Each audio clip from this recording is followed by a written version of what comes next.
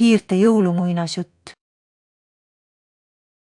Taevas särasid tähed ja maa oli paksu lume all. Inimesed istusid oma kodudes, kuid lumevaiba all käis hoopis teine elu. Seal, sügaval lumetunnelites, sibasid väikesed hiired mööda oma salaladu.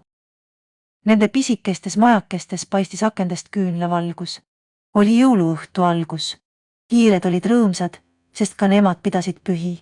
Laual ootasid kuivatatud marjad ja seemned. Sahver polnud sugugi tühi. Kuigi jõuluvana ei tulnud hiiri külastama, ei tundnud nad sellest puudust. Neil oli omaenda jõuluvana, muhe ja naljakas jõulunäriline, kes tõi igale hiireperele rõõmu ja naeru. Õhtu möödus laulude ja tantsuga. Väikesed hiirelapsed jooksid ringi, mängisid lume sees ja kuulasid vanade hiirte jutustusi. Kui küünlad lõpuks kustusid, jäi kogu Hiireküla vaikseks. Aga igaüks teadis, et jõulude imeline soojus oli nende südames, isegi lume all, kus inimesed seda kunagi ei näe. Järgmisel hommikul otsustasid hiired, et jõulupidu ei tohi lõppeda. Nad tahtsid jagada oma rõõmuga teiste metsas elavate loomadega. Nii asusid 3 vaprat hiirt, Pipar, Krõps ja väike Mai, teele läbi lumetunnelite. Nad jõudsid metsa servale, kus kohtasid jäneseid, kes olid ehitanud lumest väikese lossi. Jänesed kutsusid hiiri sisse ja pakkusid porgandikooki.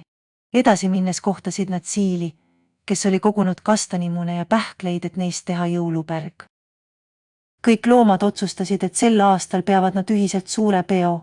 Mets keset talve muutus justkui jõululinnaks. Igal puul rippusid jääpurikad, mis sädelesid nagu ehted, ja igas koopas säras küünlavalgus. Õhtul kogunesid kõik loomad suure kuuse alla. Kuusk oli kaetud lumega ja nägi välja nagu hiiglaslik valge torn. Hiired tõid kaasa oma laulud ja pillid, pisikesed trummid ja vilepulgad. Jänesed tantsisid, siilid mängisid peitust ja isegi vana öökul tuli kohale, et jutustada muinasjutte. Kui pisu oli kõige lõbusam, ilmus kohale hiirte oma jõulunäriline. Ta kandis punast mütsi ja naeris nii, et lumi puude okstelt maha pudenes. Ta jagas igale loomale väikese kingituse, seemne, marja või pähkli ja ütles, jõulud ei ole kingitustes, vaid selles, et me oleme koos. Nii mööduski hiirte jõuluõhtu metsas. Kui tähed taevas särasid ja lumi helkis, tundsid kõik loomad, et nad on osa millestki suuremast. Ja kuigi inimesed ei teadnud midagi sellest peost lume all, jäi mets pikaks ajaks täis rõõmu ja jõulude imet.